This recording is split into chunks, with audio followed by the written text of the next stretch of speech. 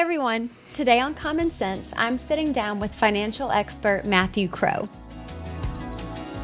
Hey, Matthew.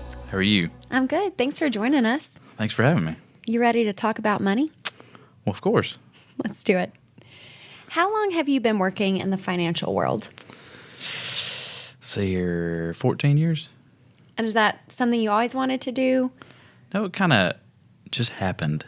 It was an odd transition. I went from more of a industrial engineering role, and a job opportunity came about in Birmingham on my way down there, and I happened to stop in and talk to some people and started in the corporate credit union world, and then moved my way to a regional bank, and then came to Hometown. So how many of those years have been here at Hometown?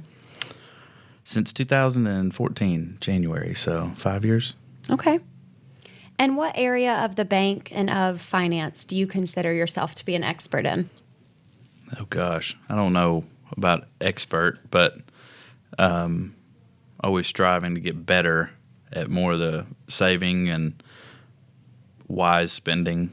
You know, budgeting can be kind of hard for a family, but I think if you spend your money wisely and you're a little bit more frugal, then you naturally save. So Makes sense. Probably something to navigate and learn. absolutely.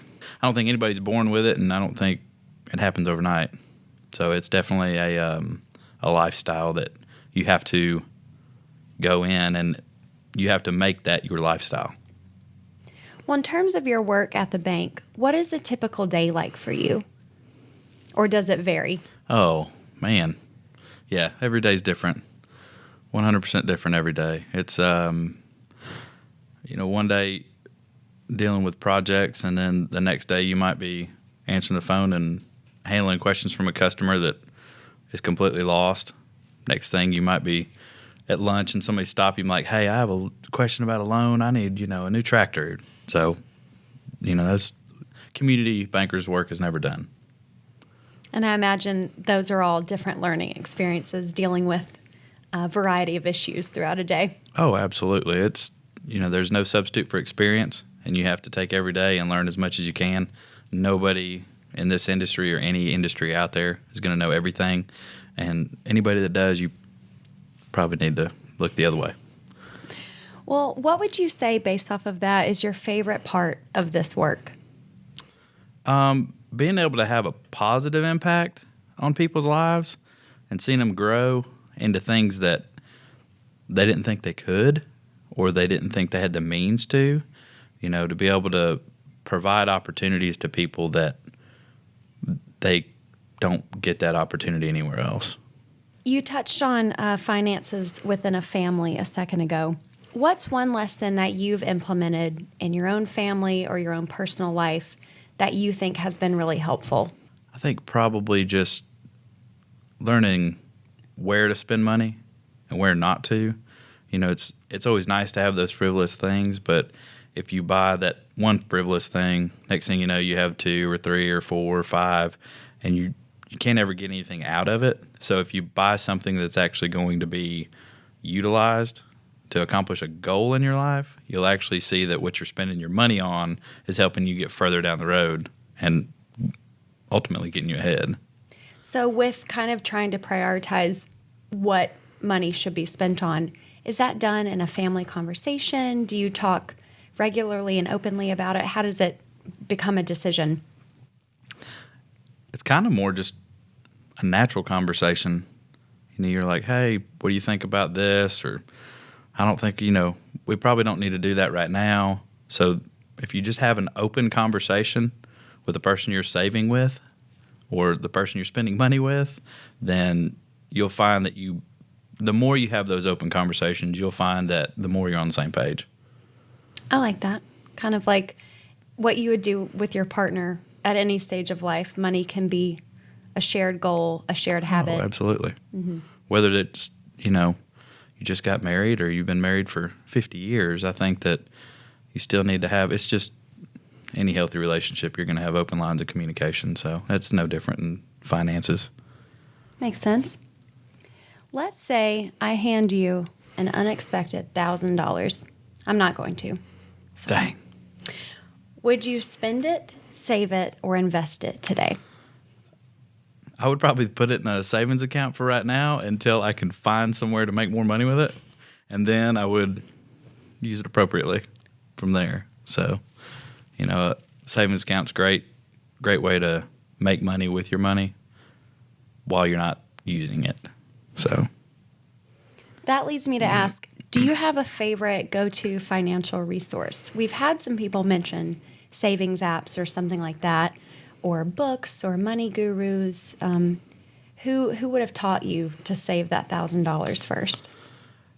My parents, more so my dad, was probably more frugal just out of how he was raised. Not really, didn't come up with a lot of means, I guess you could say. And, my mom was the same way. So I think they kind of instilled, hey, you need to always put something back because you never know, what could happen at any moment. But as far as a book or resource, podcast, I don't go out there and say, I'm religious on Dave Ramsey. I think that if you have to use your common sense, and it's just like losing weight. The more calories you take in and you don't burn that many, then, you're going to get a little bit bigger. Well, you want to go opposite on losing weight, but you want to do that on saving. So take money in, but spend less, whatever you don't spend. In the event that you have, an annual raise or an annual bonus, then always say that, hey, 20% of my paycheck I'm going to put in savings, or this bonus, half of it is going in savings. I'm going to be, I'm going to go blow it at the casino or whatever, with the other half. Then over time, it's not something that's going to happen overnight. Over time, you'll start to see that savings account grow. So it is really a bit more, someone's having to be conscious of building it as a habit. Absolutely. I mean, like we said earlier, it's a lifestyle. You have to go in knowing that this is how I'm going to act, period. And, you're not going to see your actions, the positive part of your actions, until, it could be 5 years, could be a year, could be 20 years. And depends on what life throws at you, too. Absolutely. Absolutely. Never know where you're going to end up.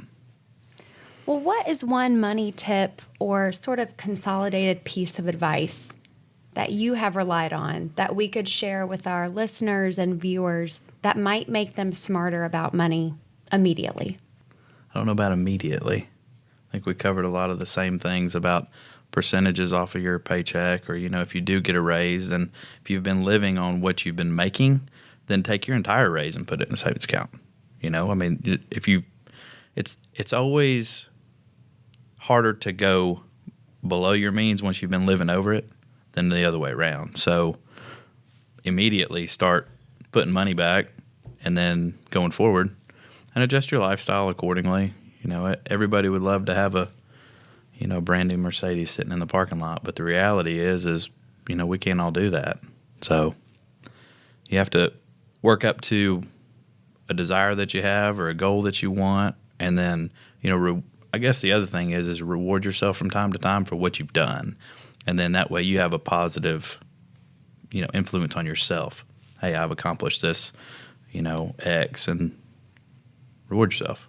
Humans like reinforcement. Absolutely, but you have to be frugal in the same sense. So, hey, I'm going to save up for 10 years for a car. Well, you probably don't need a brand new Mercedes. Maybe just, look for something a little bit more affordable. And you touched on a good point there. I think so many people get in a habit that they think might be their only habit, which is saving a certain percentage of what they bring in. But you said if you're doing good and you can, save more than that. I mean, Absolutely. if there's an occasion where it can be more than 15%, more than 20%, don't be afraid to put it all in savings. Oh, absolutely. Because, like we said earlier, you never know where you're going to be, one. And then two, you're going to be able to get to your end goal faster. And really your end goal, the end game is really what you're going for. So when you get there, it's a sweet deal. Well, Matthew, thank you for sharing this with us. Absolutely. I appreciate you being here. Thank you for having me.